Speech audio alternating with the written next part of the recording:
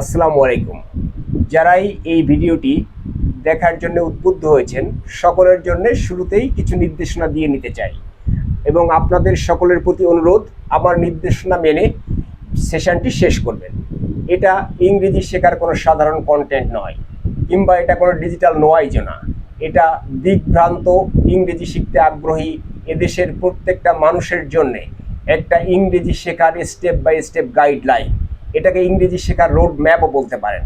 আমি আপনাদেরকে কথা দিচ্ছি যে আপনারা যদি আমার নির্দেশনা মেনে স্টেপ বাই স্টেপ এই সেশনটি মনোযোগ সহকারে দেখে শেষ করতে পারেন, তাহলে আপনি সারা জীবনে যত ইংরেজি শিখেছেন তার চেয়ে বেশি ইংরেজি এই একটা সেশনেই শিখতে পারবেন।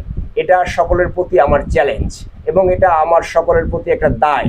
দেশ এবং জাতির প্রতি ভালোবাসার নিদর্শন স্বরূপ এই সেশনটি রেকর্ড করছি এবং আমি এই সেশনে আপনাদেরকে হাতে ধরে দেখিয়ে দিতে চাই ইংরেজি শেখা কতটা জটিল, কতটা কঠিন এবং কতটা সহজ।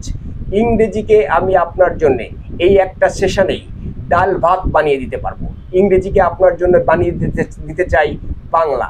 আপনি এরপরে শেখার জন্য কি করবেন সে ব্যাপারেও স্টেপ বাই স্টেপ গাইডলাইন এই সেশনেই পেয়ে যাবেন। এই উদ্দেশ্যেই আমি একটা র্যান্ডম বাংলাদেশি ছাত্রীকে আপনাদের সামনে উপস্থিত করেছি। তাকে এই সেশনেই হাতে ধরে আমি দেখিয়ে দিব ইংরেজি ভাষা আসলে কিভাবে শিখতে হয়।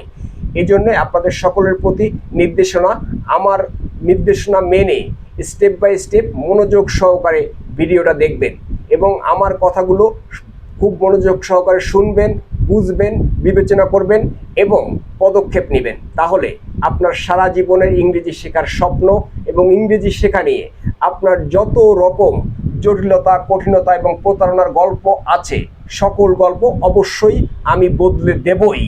এটা আপনাদের প্রতি আমার চ্যালেঞ্জ এবং কমিটমেন্ট। সকলের প্রতি অনুরোধ, স্টেপ বাই স্টেপ নির্দেশনা মেনে সেশনটি শেষ করুন।